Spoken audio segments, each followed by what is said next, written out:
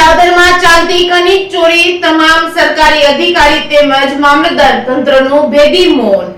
વાત કરવામાં આવે તો વિસાવદર શહેરની અંદર તાલુકામાં ઈંટો બનાવવાના ભઠ્ઠા ચાલે છે। તેમાં વપરાતી હજારો ટન માટી ગૌચરની જમીનમાંથી ખુલ્લેઆમ રાત દિવસ ટ્રેક્ટર દ્વારા માટીની ચોરી થઈ રહી છે। ત્યારે ભઠ્ઠા ચલાવતા સંચાલકો દ્વારા મીડિયાને જણાવેલ કે અમે તો 1000 રૂપિયામાં ટ્રેક્ટરનો ફેરો મંગાવીએ છીએ, તે લોકો ક્યાંથી ભરે છે એ અમને ખબર નથી। ત્યારે મીડિયા દ્વારા વિસાવદરના મામલતદારને જાણ કરવામાં આવતા મામલતદારે ઉડાવ જવાબ આપે કે તમે ખાણ ખનીજ વિભાગને જાણ કરશો। તો શું વિસાવદરના મામલતદારને ખનીજ ચોરી અટકાવવાની સત્તા નથી કે પછી ભાગ બટાવથી જ ચાલે છે? વિસાવદર મામલતદારને કોઈ કામગીરી થવાની નહીં અને સીધી ખો આપી દેવાની મામલતદારના આવા ઉડાવ જવાબ આપેલ છે। ત્યારબાદ મામલતદાર દ્વારા માટીનો જથ્થો સીઝ કરવામાં આવેલ ન હોય કે તે ખેતીની જમીન ઉપર ચાલતા ગેરકાયદેસર ઈંટોના ભઠ્ઠાની વિરુદ્ધમાં શરત ભંગની કોઈ કાર્યવાહી કરેલ નથી। તો શું તંત્રની મીઠી નજર જ ચાલતું હશે આખું ખનીજ ચોરીનું નેટવર્ક, કે શું વિસાવદર મીડિયા દ્વારા ખાણ ખનીજ અધિકારી દેસાઈ સાહેબનો પણ ટેલિફોનિક કોન્ટેક્ટ કરીને કહેવામાં આવે છે? ત્યારે દેસાઈ સાહેબ દ્વારા મીડિયાને જણાવેલ કે તમે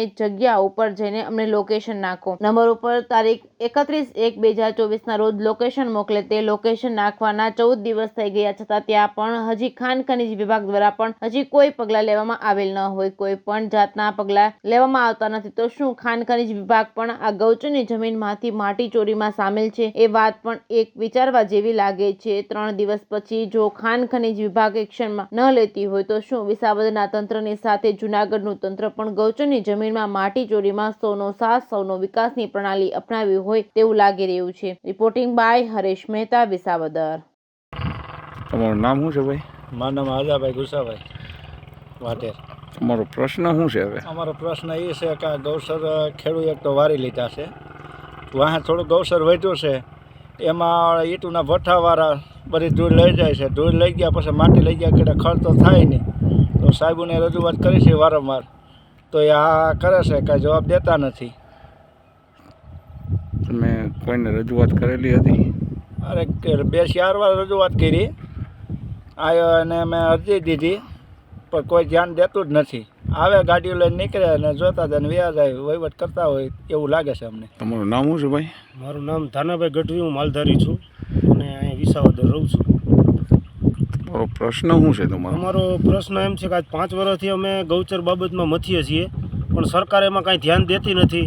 અમે ધક્કા ખાઈ અને થાકી ગયા છીએ, છતાં એનો કાંઈ નિકાલ આવ્યો નથી।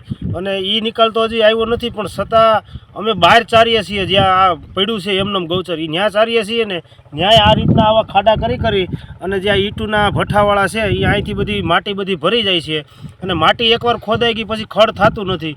તો હવે એક તો દબાણ કરી લીધું છે, ત્યાંથી નથી છુટકારો થતો, બીજા નંબરમાં જ્યાં ખુલ્લું છે ગૌચર ત્યાં માટી ભરી જાય તો અમારે માલ લઈને જવું ક્યાં? અમારા માલધારીને અત્યારે પૂરી કમનસીબી કહો તો કમનસીબી ને બુરી દશા કહો તો બુરી દશા છે। અમારું કોઈ સાંભળવા રાજી નથી। આવી પરિસ્થિતિ અમારી અત્યારે થઈ છે।